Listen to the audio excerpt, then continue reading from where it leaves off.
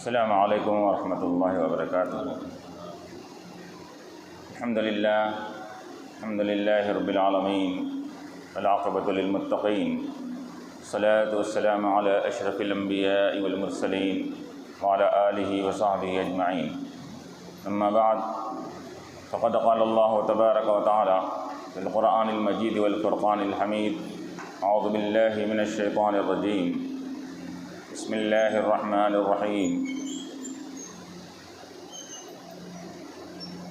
فمن يرد اللہ ان یہدیہ یشرح صدرہ للاسلام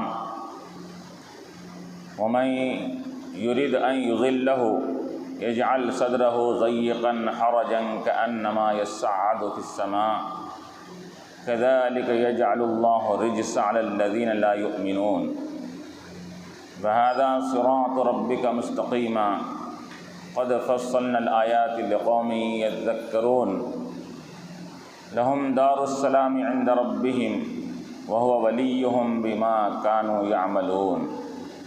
صدق الله العلي العظيم۔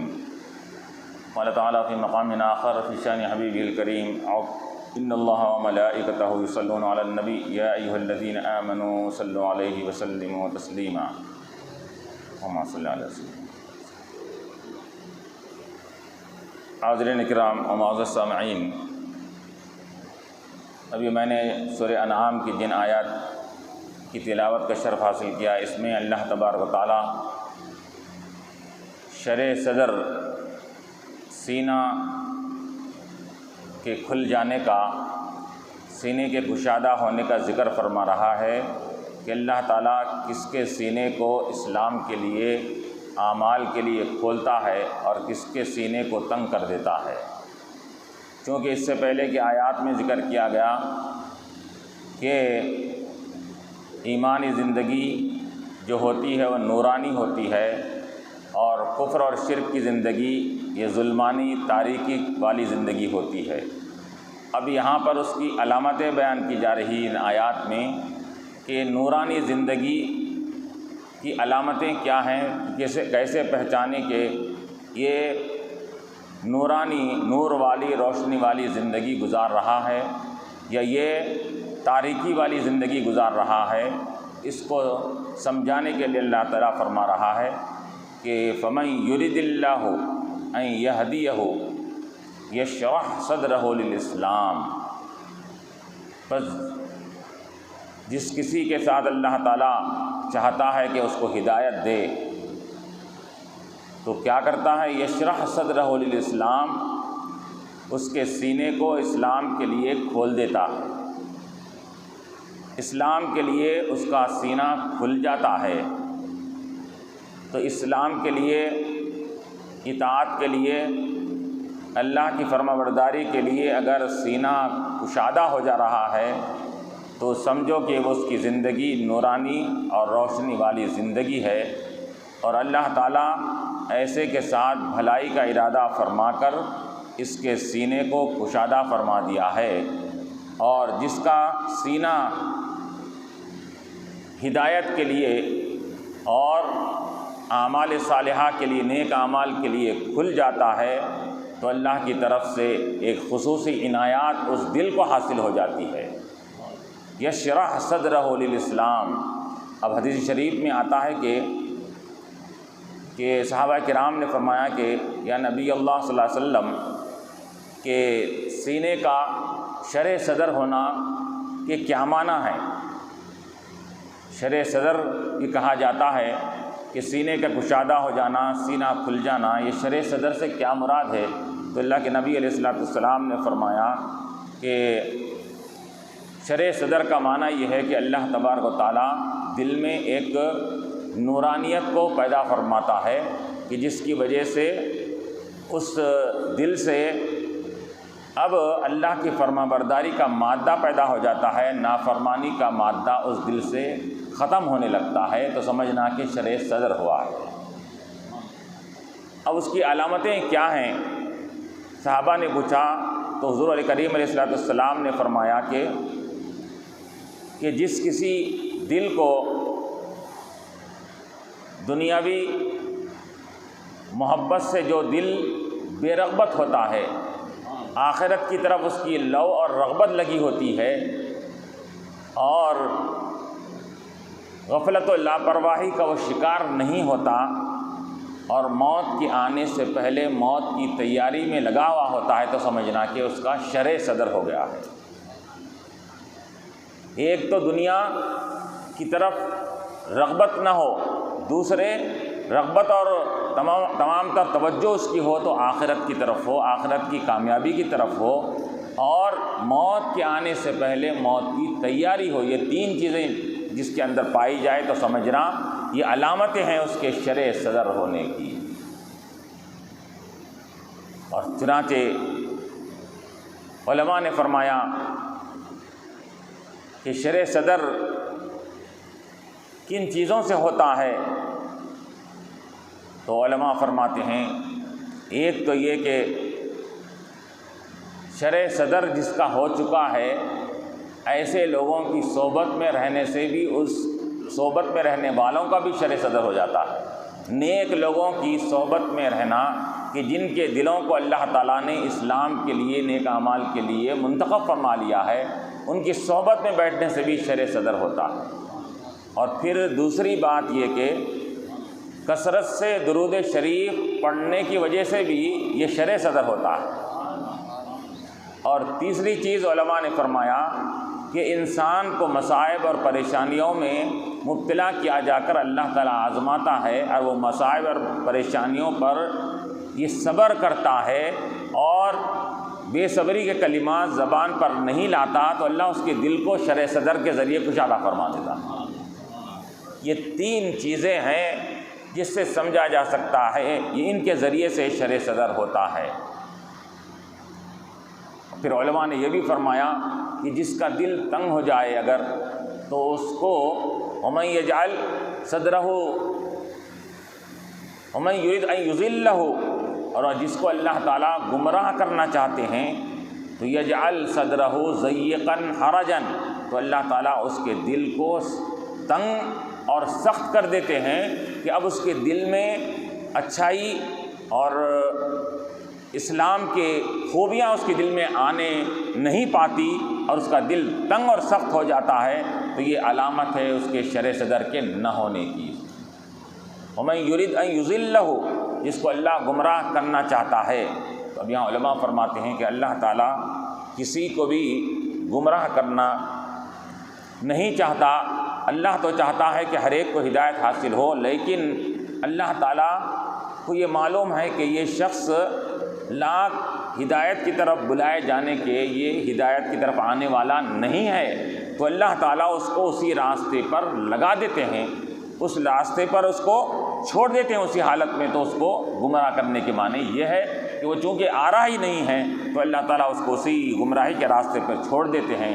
تو جس کو گمراہی کے راستے پر چھوڑ دیتے ہیں تو کیا کرتے ہیں، یجل صدرہ، اس کے سینے کو ضیقاً حرجاً، تنگ بھی بنا دیتے ہیں اور اس کے دل کو سخت بھی بنا دیتے ہیں۔ تو علماء نے فرمایا کہ دل کے سخت ہونے کی کیا صورتیں ہیں کہ دل کیسے سخت ہوتا ہے، تو علماء نے فرمایا کہ جس طرح کے دل شرع صدر کے لیے جو باتیں کہی گئی تھی اس کی ضد یہاں پر لا لیجئے، وہ خود بخود آپ کو سمجھ میں آئے گا۔ دنیا سے بے رغبتی وہاں شرع صدر کی علامت تھی، یہاں دنیا کے عیش و عشرت پر مر مٹنا یہ دل کی تنگی کی علامت پہلی ہے، کہ تمام تر توجہ اور انٹینشن، ارادہ، تمام اپنی توجہ میلان دنیا کے عیش، عشرت، آرام، آسائش پر لگی ہوئی ہو، ایک بات۔ دوسرے یہ کہ آخرت اور آخرت کے کام، نیک کاموں سے بے رغبتی پیدا ہو جائے، کبھی اس کو دینی چیز کی طرف بلایا جائے، دینی احکامات کی طرف بلایا جائے، نیک اعمال کی طرف اس کو یہ توجہ دلائی جائے تو اس کی طرف اس کو رغبت نہ ہونے پائے، تو یہ دل کے سختی کی علامت ہے۔ اور تیسری چیز یہ کہ غفلت اور لاپرواہی کا شکار ہو کر مرنے سے پہلے یہ موت کی تیاری نہیں کر کے خالی ہاتھ رب کی بارگاہ میں یہ جا رہا ہے، تو سمجھنا کہ یہ اس کے دل کو اللہ نے سخت کر دیا ہے۔ تو من یرید ان یضلہ یجعل صدرہ ضیقاً حرجا کأنما یصعد فی السماء، کسی کے دل کو اللہ تعالیٰ سخت فرما دیتے ہیں تو اس کو کیا ہوتا ہے، تو اب وہ اس کو اسلام کا راستہ، دین کا راستہ، نیک اعمال کرنا ایسا مشکل ہو جاتا ہے جیسا کہ کسی کو آسمان پر چڑھو اگر کہے تو انہیں چڑھنے کی کوشش بھی کر رہا ہے بڑی مشکلوں سے تو وہ چڑھ نہیں سکتا۔ اسی طرح اس آدمی کا معاملہ ہو جاتا ہے، آسمان پر چڑھنا جیسا ناممکن ہے، اسی طرح جس کا دل تنگ ہو جاتا ہے، سخت ہو جاتا ہے، اس کو اسلام کی طرف اس کا آنا اور ایمان قبول کرنا اس کے لیے بھی مشکل ہو جاتا ہے۔ اس کے لیے یہ دل کی تنگی کی علامت ہے۔ اور پھر علماء نے فرمایا کہ اب شرح صدر ایک تو ہدایت ہے، فمن یرد اللہ ان یہدیہ، جس کو اللہ ہدایت دینا چاہتے ہیں، اور تو ہدایت جس کو مل جاتی ہے تو اس کو شرح صدر ہو جاتا ہے۔ تو اللہ تعالیٰ کی ہدایت کے کیا معنی ہیں؟ ہدایت کے معنی رہبری کرنا، راستہ بتلانا۔ اب علماء فرماتے ہیں کہ ہدایت ایک فطری نیچری ایک ہوتی ہے، ہر ایک کو حاصل ہوتی ہے۔ مثال کے طور پر پیدا ہونے کے ساتھ ہی وہ جو چیز اس کو از خود اللہ تعالیٰ نے اس کی فطرت میں داخل کیا ہے، وہ فطری چیز کو جو ہدایت کی طرف منسوب کرتے ہیں تو اس کو ہدایت فطری کہا جاتا ہے۔ مثال کے طور پر اب اگر کوئی شیر اگر بچے کو جنم دے شیرنی، تو پیدا ہونے کے ساتھ ہی وہ شیرنی کا بچہ اب وہ اس کے سامنے گھاس رکھے تو نہیں کھائیں گا انہیں، حالانکہ اس کو سکھایا نہیں گیا ابھی کچھ، لیکن اس کے سامنے گوشت رکھے تو ہی کھائیں گا انہیں، وہ بچہ ہونے کے باوجود۔ تو یہ فطری اور نیچرلی اللہ تعالیٰ نے اس کے اندر یہ ہدایت اور رہبری عطا فرمائی ہے۔ اور بکری کے بچے کے سامنے اس کو اگر گوشت رکھا جائے تو نہیں کھائیں گا جب تک کہ گھاس اس کے سامنے نہ رکھے اس کے اندر۔ تو یہ فطری طور پر جو اللہ تعالیٰ نے جس کے دل میں جو چیز رکھا ہے اس کو ہدایت فطری کہا جاتا ہے۔ اور ایک ہدایت عقلی ہوتی ہے کہ انسان کو اللہ تعالیٰ نے عقل دیا تو عقل کے ذریعے سے وہ ایسے ایسے کامیں کر رہا ہے، محیر کن یعنی حیرت پہ ڈالنے والے کامیں کر رہا ہے، سائنس کے، ٹیکنالوجی کے نئے نئے ایجادات کے کامیں کر رہا ہے اور نئی نئی چیزیں نکال رہا ہے۔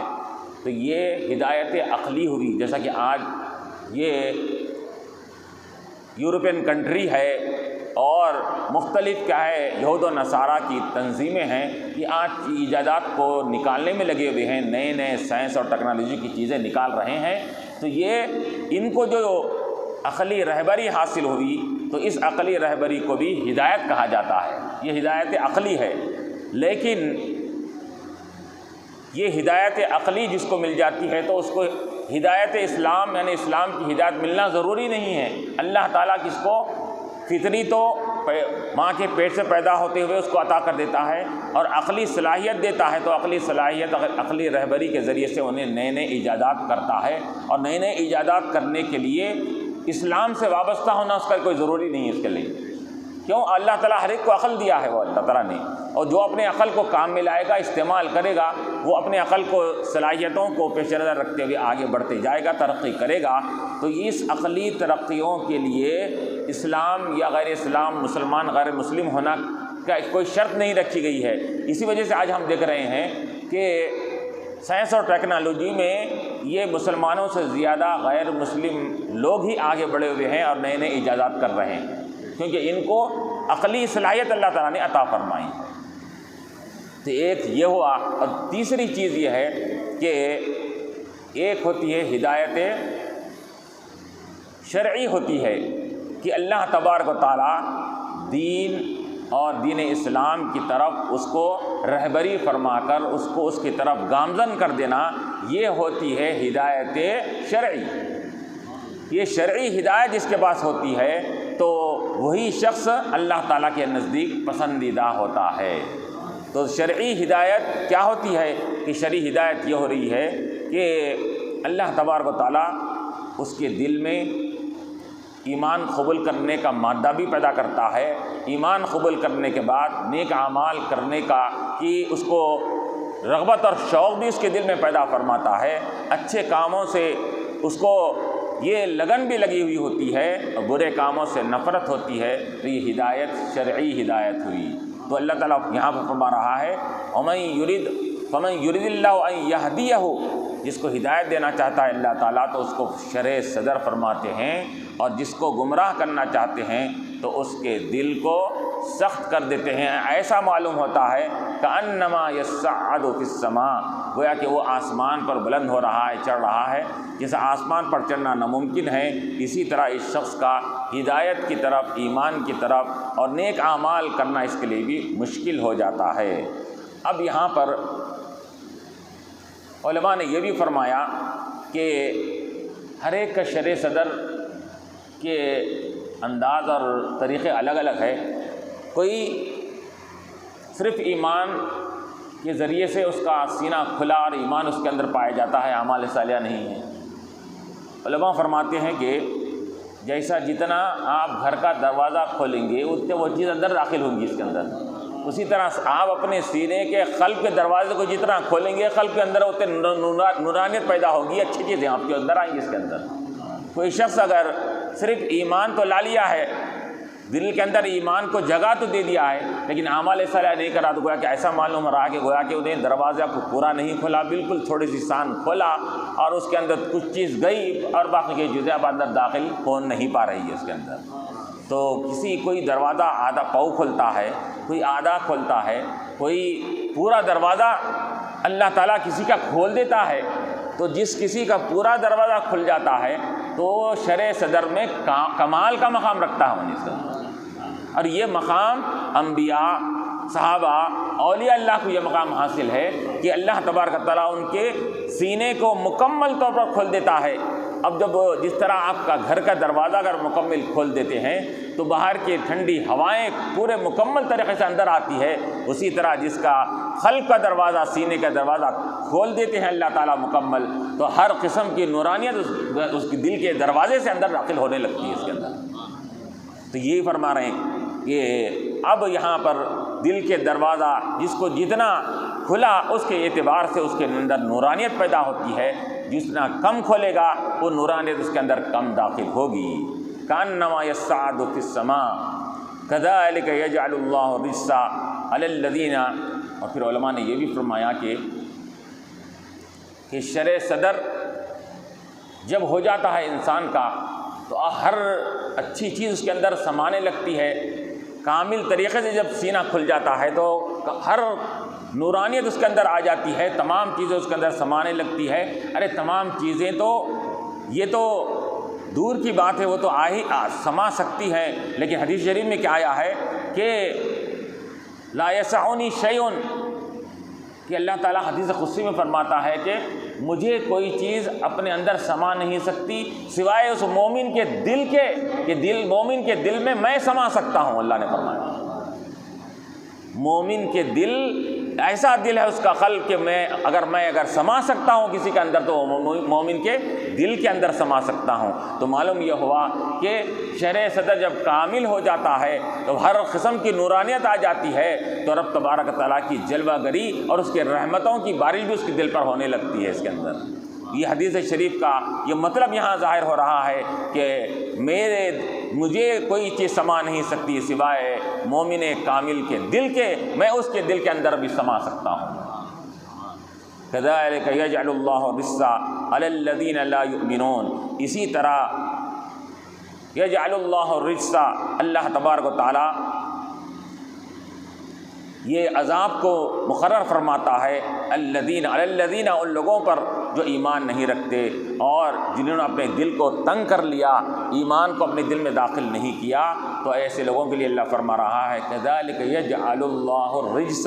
اب رجس کے معنی عذاب کے بھی ہیں، رجس کے معنی لعنت کے بھی ہے، رجس کے معنی اللہ تعالیٰ کی وعید کے بھی ہیں کہ اللہ تعالیٰ ایمان نہ لانے والوں کے اوپر وعیدیں بھی فرماتا ہے، ان پر لعنت بھی فرماتا ہے دنیا میں، اور آخرت میں اللہ تعالیٰ ایسے ایمان نہ لانے والوں کے اوپر عذاب بھی نازل فرمانے والا ہے۔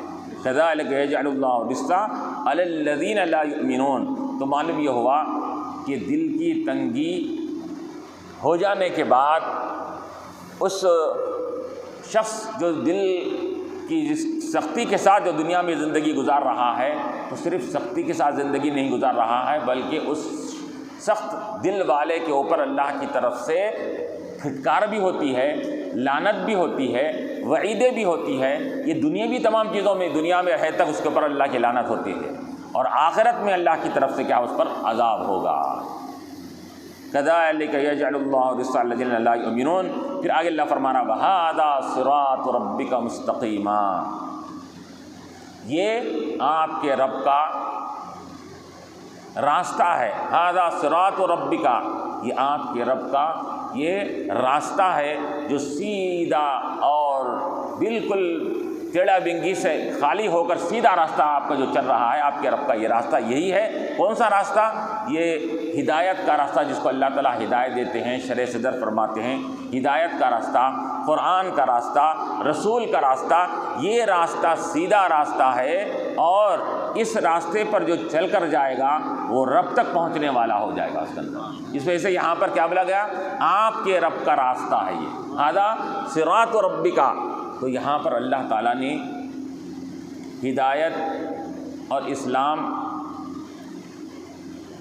یہدی للاسلام جو فرمایا گیا، اسلام کے لیے اللہ کھول دیتا ہے۔ علماء فرماتے ہیں اس سے مراد اسلام کا راستہ بھی ہے، ہدایت اور قرآن کا بھی راستہ ہے، حضور پاک علیہ الصلوۃ والسلام کے بتایا ہوا طریقہ سنتوں کا راستہ بھی یہ ہے کہ یہ راستہ ہی آپ کے رب کا سیدھا راستہ ہے، جو تم کو سیدھا رب کی طرف اور جنت کی طرف لے جانے والا راستہ ہے۔ اب ھذا صراط ربک مستقیما، ایک راستہ ہوتا ہے ٹیڑھا بنگا اور ادھر ادھر مڑتے ہوئے جانے کا راستہ ہوتا ہے، اس کے اندر ہے، اور تنگ گلیوں سے ہوتے ہوئے کبھی جانا پڑتا ہے راستے کے لیے، تو اللہ فرما رہا ہے کہ یہ ادھر ادھر پلٹنے کی تم کو ضرورت نہیں ہے، یہ راستہ ایسا ہائی وے کی طرح راستہ ہے اس کے اندر کہ تم یہ راستے کو اگر آ جاؤ گے، اس پلیٹ فارم پر تم اگر آ جاؤ گے راستے پر، تو تم کو ادھر ادھر جانے کی ضرورت نہیں پڑے گی، تم کو یہ راستہ سیدھا رب تک پہنچانے والا ہو جائے گا۔ ھذا صراط ربک۔ اور پھر یہاں پر اللہ تعالیٰ نے کیا فرمایا؟ ربک یہاں پر واحد کا صیغہ ہے، کا، آپ کا رب۔ تو آپ کا سے مراد یہاں پر کون ہے؟ حضور پاک علیہ الصلوۃ والسلام کی نسبت کی جا رہی ہے یہاں پر۔ اے حبیب، آپ کا راستہ، آپ کے رب کا راستہ یہ ہے۔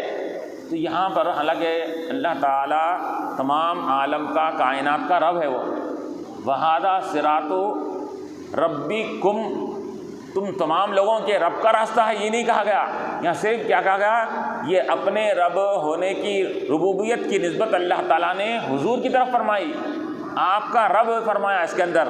تو علماء فرماتے ہیں کہ گویا کہ کیا مطلب ہوا کہ یہ رب کا راستہ حاصل کرنے کے لیے آپ کا سہارا لینا بھی ضروری ہے۔ جب تک کہ آپ کا سہارا نہیں لیا جائے گا اے حبیب آپ کے رب کا، تو معلوم ہوا کہ ہم اور آپ دونوں ایک راستے پہ چلتے ہیں، تو آپ اگر ہمارا راستہ کوئی پانا ہے تو آپ کے طریقے پر چلے گا، تو وہی ہمارا راستہ وہ پائے گا اس کے اندر۔ اور پھر دوسری وجہ یہ بھی بیان کی گئی ہے کہ اللہ تعالیٰ نے اپنی ربوبیت کو حضور کی طرف منسوب کر کے بتلا رہا ہے، ہم تو ہر ایک کے رب ہے، لیکن ہم کو فخر حاصل ہے آپ کے رب کے ہونے پر۔ اے حبیب، ہم آپ کے رب ہے، جیسا آپ کو ہمارے بندے ہونے پر فخر ہے، ہم کو آپ کے رب ہونے پر فخر ہے۔ ھذا صراط ربک مستقیما، تو قد فصلنا الآیات، یہ سیدھا راستہ ہے، جو ہم نے بالکل واضح انداز میں بیان کر دیا ہے۔ قد فصلنا الآیات لقوم یذکرون، تو یقیناً ہم نے تمام آیتوں کو کھول کھول کر بیان کر دیا قرآن کے اندر، لقوم یذکرون، کن لوگوں کے لیے؟ نصیحت حاصل کرنے والے قوم کے لیے ہم نے یہ راستے، ہم نے تمام آیتوں کو، قرآن کی تمام آیتوں کو ہم نے کھول کھول کر بیان کر دیا۔ کسی جگہ اجمال ہے تو کسی جگہ تفصیل ہے، کسی جگہ نان ڈیٹیل ہے تو کسی جگہ ڈیٹیلز پورا اس کے اندر آ گئے ہیں۔ اس کے اندر ہر طرح سے اللہ تعالیٰ نے واضح فرما دیا، اور اگر کسی جگہ پر ڈیٹیلز اگر قرآن میں نہیں بھی آئے ہیں تو صاحب قرآن نے اس کی ڈیٹیلز بیان کر دیا، تو صاحب قرآن کا ڈیٹیلز بیان اور تفصیلات بیان کر دینا یہ صاحب قرآن کا نہیں ہے، بلکہ رب کا تفصیل بیان کرنے کے قائم مقام ہے۔ اس وجہ سے اللہ تعالیٰ نے کیا فرمایا؟ حالانکہ قرآن میں ہر چیز کی تفصیل نہیں ہے، لیکن اللہ فرما رہا ہم نے تفصیل کر دیا۔ اللہ نے کہا کئی چیزوں کی تفصیل قرآن میں آیا، نماز پڑھو ذکر آیا ہے، یہ ظہر کی 12 رکعتیں ہیں، فجر کی 4 رکعتیں ہیں، مغرب کی 7 رکعتیں، ذکر نہیں ہے اس کے اندر۔ پھر اللہ یہاں فرما رہا ہے کہ ہم نے تفصیل سے فرما دیا قرآن میں، ہر آیت ہر حکم کو تفصیل سے بیان کر دیا۔ تو کیا مطلب ہوا کہ ہم اگر تفصیل نہ کیے ہیں تو ہمارے حبیب نے جو احادیث سے تفصیل کیا ہے ان کی تفصیل کو ان کی تفصیل مت سمجھو، ان کی تفصیل بھی ہماری تفصیل ہے۔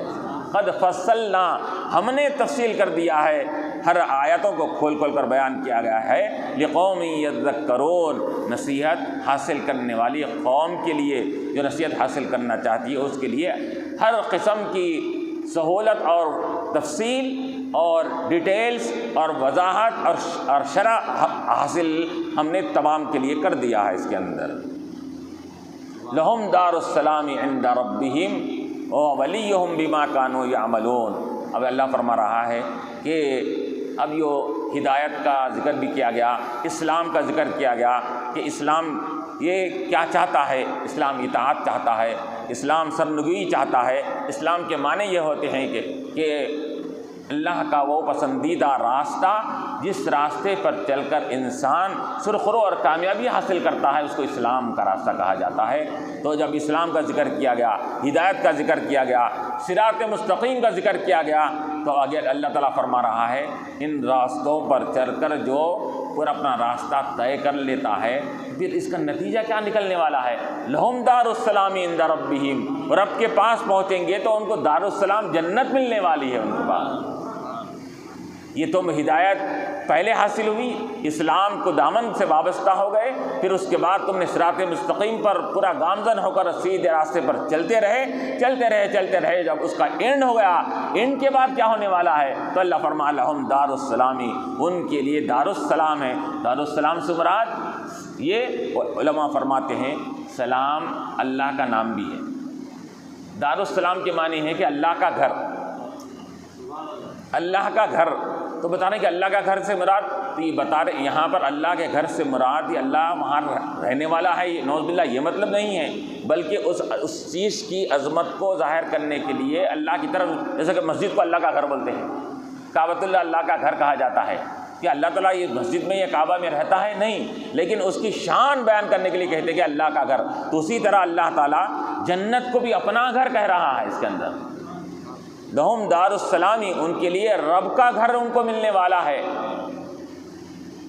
عند ربہم، ان کے رب کے پاس رب کا گھر ان کو حاصل ہونے والا ہے۔ تو علماء فرماتے ہیں یہاں پر کہ آپ کے گھر میں، آپ کا گھر آپ اپنے لحاظ سے بناتے ہیں اور ہر اپنے بساط کے مطابق بناتا ہے۔ کوئی کروڑ پتی ارب پتی اپنے حساب سے بناتا ہے، لکھ پتی اپنے حساب سے بناتا ہے، ہر ایک اپنے حساب سے بناتا ہے۔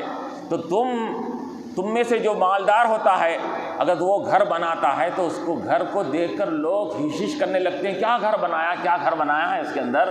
تو جو تم میں کا مالدار آدمی گھر بناتا ہے تو سب لوگ اس کے تعریف کے پل بنا دیتے ہیں۔ تو وہ خالق کائنات اگر جو گھر بنائے گا تو اس گھر کی بنوٹ کا کیا عالم ہوگا، اس کی نکھار کا کیا عالم ہوگا اس کے اندر۔ تو اس وجہ سے یہاں پر بولا گیا دار السلام رب کا گھر ہے، اور تم اپنے گھر میں جو کوئی اگر تمہارے پاس مہمان آتا ہے تم اپنی بساط کے مطابق اس کی ضیافت کرتے ہیں۔ لکھ پتی اپنے اعتبار سے کرتا ہے اور ہزار پتی اپنے اعتبار سے کرتا ہے، غریب اپنے اعتبار سے کرتا ہے۔ تو یہاں فرمایا جا رہا ہے کہ لکھ پتی آدمی کے پاس کوئی مہمان جاتا ہے تو کیا نے اس کی ضیافت کرے گا، انہیں کیا ہمہ اقسام کی نعمتیں اس کے لیے پیش کرے گا، اس کے لیے کیا کمی ہے، اس کے پاس کوئی کمی نہیں ہے اس کے اندر۔ تو تمہارے لکھ پتی کے آدمی کے پاس جب کوئی مہمان جاتا ہے تو اس کی کتنی ضیافت ہوتی ہے، اس سے اندازہ لگاؤ کہ رب تبارک و تعالیٰ جو جنت بنایا ہے وہ جنتی میں جانے والے تمام اللہ کے مہمان کہا گیا اس کے اندر ہے۔ تو ایک لکھ پتی آدمی اپنے مہمان کی ہمہ اقسام کی نعمتوں سے، ایسی نعمتیں ہوتی ہے کہ اگر کسی جگہ کوئی بڑے آدمی کے ولیمے میں جا کر آنے کے بعد لوگ ایسی تعریف کرتے ہیں، کیا کھانا آج تک نہیں تھا، اتنا ہر چیز لذیذ، ہر چیز مزیدار، اور ایسی شاندار چیز تھی، تعریف کے پل بنا دیتے ہیں اس کے اندر۔ تو اللہ تعالیٰ فرما رہا ہے کہ انسان کے بنائے ہوئے گھر کی تعریف تم کر رہے ہو، اور انسان کے بنائے ہوئے کھانوں کی تعریف کر کے تم پلے مان رہے ہو، تو بتاؤ کہ خالق کائنات جو ضیافت اپنے مہمانوں کے لیے جنت میں ہم اقسام کی نعمتیں رکھا ہوگا، اس کی نعمتوں کی لذت کا کیا عالم ہوگا، اس کے مزے کا کیا عالم ہوگا جو اللہ تعالیٰ نے اپنے جنتی مہمان کے لیے رکھا ہے۔ لہم دار السلامی، ان کے لیے دار السلام رب کا گھر بھی ہے۔ اور دوسری وجہ علماء نے بیان فرمائی کہ سلام کے معنی آتے ہیں سلامتی والا گھر، جنت سلامتی والا گھر ہے۔ کیا مطلب؟ کہ دنیا کی طرح نہ کوئی مصائب ہے، نہ آلام ہے، نہ پریشانیاں ہیں، نہ بیماریاں ہیں، نہ تکلیف ہے، دکھ ہے، ٹینشن نہیں، فکر نہیں، کچھ نہیں۔ سب قسم کی چیزوں سے صحیح سالم جگہ کو دار السلام کہا جاتا ہے۔ تو اس وجہ سے لہم دار السلامی، ان کے لیے ایسا مقام ہے کہ وہاں کسی بھی قسم کے آپ کے لیے کوئی فکر کی ضرورت نہیں۔ ہر چیز، نہ آپ کو وہاں پر کوئی بیماری آئے گی، نہ وہاں پر آپ کو کسی قسم کا کوئی آپ کی صحت میں کوئی متاثر ہوگا، کوئی صحت میں کوئی بگاڑ پیدا ہوگا۔ اس کے اندر ایک ہی لیول کی طبیعت رہے گی وہاں پر، اور وہاں کسی بھی قسم کی طبیعت میں کوئی اتار چڑھاؤ نہیں رہے گا اس کے اندر۔ تو ایسی سلامتیوں والا گھر ہے۔ بلکہ یہاں تک یہ کہا گیا کہ دنیا میں جو انسان ایک دوسرے کو دیکھ کر جلتا ہے، حسد کرتا ہے، دلوں میں کینہ رکھتا ہے، یہ سب برائیوں سے وہاں پاک رہیں گے اس کے اندر۔ نہ کسی کو دیکھ کر کوئی نہ حسد کرے گا، نہ کینہ رکھے گا، نہ دشمنی رکھے گا، کچھ نہیں۔ سب کے دل صاف و صاف صحیح اور سالم رہیں گے اس کے اندر۔ دار السلامی، ہر ایک کے دل کھلے رہیں گے اس کے اندر۔ ایک بات۔ پھر تیسری بات علماء نے یہ بھی فرمایا کہ لہم دار السلام کے معنی یہ ہے کہ سلام کسے کہتے ہیں؟ جو ہم آپس میں ملاقات کے بعد سلام کرتے ہیں، السلام علیکم، یہ بھی سلامی ہے اس کے اندر، سلامتی پیش کرنے کے معنی۔ تو لہم دار السلامی کے معنی کیا ہے؟ تیسری توجہ علماء نے فرمایا ان کے لیے وہاں سلام کا گھر ہے۔ مان لیں کہ وہاں پر جنتی جب جنت میں رہیں گے تو فرشتے آتے جاتے السلام علیکم، السلام علیکم کہیں گے، سلام علیکم طبتم فادخلوا خالدین، داخل ہوتے وقت السلام علیکم۔ پھر اندر جائیں گے تو سلام قولا من رب الرحیم، کہ فرشتوں کا بھی سلام آئے گا، رب تبارک تعالیٰ کی طرف سے بھی سلام آئے گا۔ تو وہ مقام ایسا ہے کہ تم کو چو طرف سے سلامتی سلامی پیش کرتی جائے گی تمہارے لیے۔ اس لیے لہم دار السلامی کہا گیا۔ عند ربہم، ان کے رب کے پاس وہ کیا ہے؟ جنت کا مقام ہوگا، سلامتی والا گھر ان کو ان کے رب کے پاس ملے گا۔ تو معلوم یہ ہوا کہ انسان کو یہ دلاسا دلایا جا رہا ہے، تسلی دی جا رہی ہے، یہ سلامتی والا گھر، یہ ہم اقسام کی نعمتوں والا گھر کہاں ملے گا؟ یہ دنیا کی تکالیف اور دنیا کے مصیبتوں سے گھبرانا نہیں، یہ مقام کہاں ملنے والا ہے؟ رب کے پاس جانے کے بعد ملنے والا ہے۔ تو تم کو اپنے اعمال کا نتیجہ حاصل کرنا ہے تو رب کے بارگاہ میں جا کر تم کو ملے گا۔ لہم دار السلام عند ربہم، ان کے رب کے پاس ملے گا۔ تو تم رب کے پاس ملنے سے اللہ تعالیٰ تسلی دے رہا ہے کہ وہ راستہ اگر تم کو دنیا میں اگر وہ سلامتی نہیں مل رہی ہے تو تم یہ دل برداشتہ مت ہو، رنجیدہ مت ہو، یہ سمجھو کہ دنیا عارضی ہے، میں رب کے پاس جب جاؤں گا تو میرے سلامتی والا گھر جنت مجھ کو مل جائے گی۔ یہ تسلی کے لیے اللہ نے فرمایا۔ وہ ولیہم، کہ اللہ تعالیٰ فرماتا ہے لہم دار السلام عند ربہم، ان کے لیے جنت بھی ہے، وہ ولیہم، اور ایمان والوں کے لیے اللہ تعالیٰ ان کا ولی بھی ہے، ان کا کارساز بھی ہے، ان کا مددگار بھی ہے، ان کا حامی اور محافظ بھی ہے، ان کا نگہبان بھی ہے اللہ تعالیٰ۔ کس کا؟ ایمان والوں کا ولی ہے ان کا، اللہ فرما رہا ہے۔ واللہ، جیسے کہ دوسرے مقام پہ کیا فرمایا اللہ نے؟ واللہ ولی المؤمنین، اللہ تعالیٰ ایمان والوں کا ولی ہے۔ یعنی کہ ولی کے معنی ہے کہ مدد کرنے والا، ولی کے معنی دوست، اللہ مومنین کا دوست بھی ہے، مددگار بھی ہے، حامی بھی ہے، محافظ بھی ہے، نگران بھی ہے۔ اللہ تعالیٰ یہ تمام چیزوں، تو اب علماء فرماتے ہیں کہ ولی ولایت کا مددگار ہے کا مطلب یہ نکلا کہ دنیا میں جب تک تم رہیں گے یہ تمہارے ساتھ، تمہارے اوپر ہماری مدد تمہارے اوپر تم کو حاصل رہے گی اس کے اندر۔